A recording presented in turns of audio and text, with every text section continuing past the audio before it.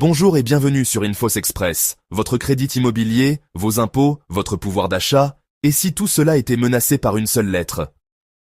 La France vient de recevoir un avertissement sévère qui pourrait coûter très cher à chaque citoyen. L'agence de notation Fitch a dégradé la note de la France.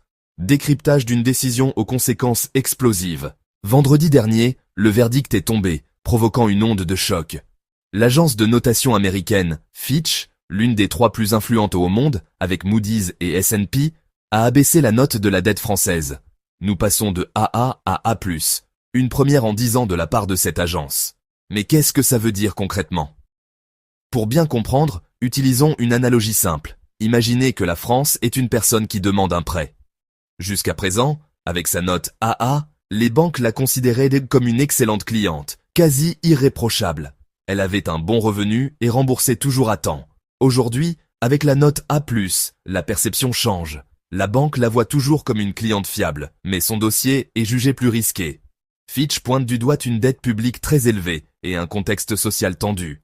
Et la règle en finance est simple. Qui dit plus de risques, dit taux d'intérêt plus élevé. Chaque nouvel emprunt coûtera donc plus cher à l'État. Fitch pointe 2 problèmes majeurs. Premièrement, l'instabilité politique. Les changements fréquents de gouvernement et l'absence de majorité claire empêchent, selon l'agence, de mener des réformes économiques sur le long terme. Pour les investisseurs, c'est un signal d'incertitude. Deuxièmement, les chiffres bruts. Une dette publique colossale et un déficit budgétaire qui ne se résorbe pas.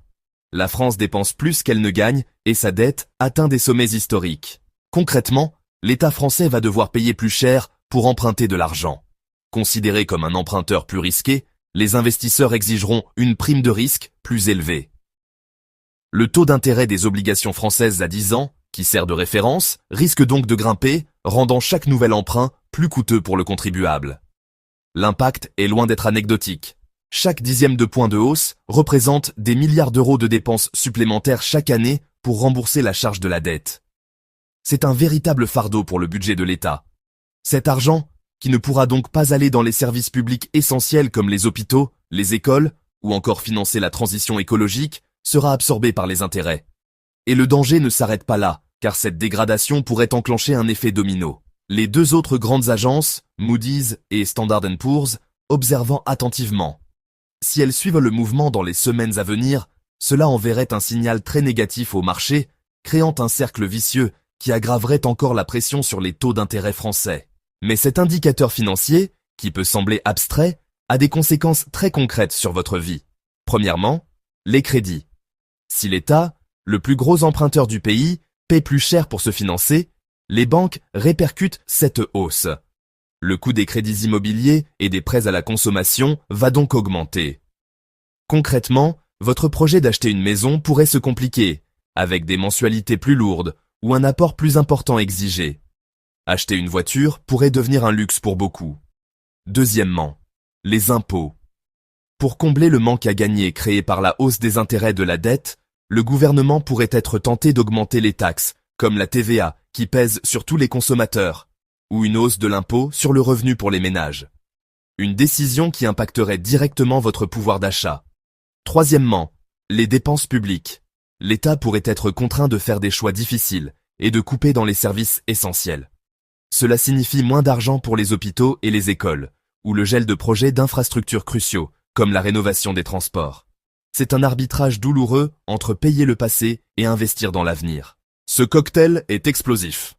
Un crédit plus cher freine le secteur de l'immobilier, vital pour l'emploi. Des entreprises qui hésitent à investir, c'est moins d'embauches. Une consommation des ménages qui ralentit, c'est toute l'économie qui tourne au ralenti. Dans un contexte déjà tendu, avec une inflation persistante et une confiance politique fragile, cette dégradation financière pourrait être l'étincelle qui met le feu aux poudres et déclenche une véritable crise sociale. En résumé, la dégradation par Fitch n'est pas qu'un simple chiffre, c'est le symptôme d'une France malade, de sa dette et de son instabilité, et un avertissement sur les choix difficiles qui attendent donc le pays. La question n'est plus de savoir s'il y aura un impact, mais quelle sera son ampleur. Nous suivrons évidemment ce dossier de très près. Merci de nous avoir suivis sur Infos Express.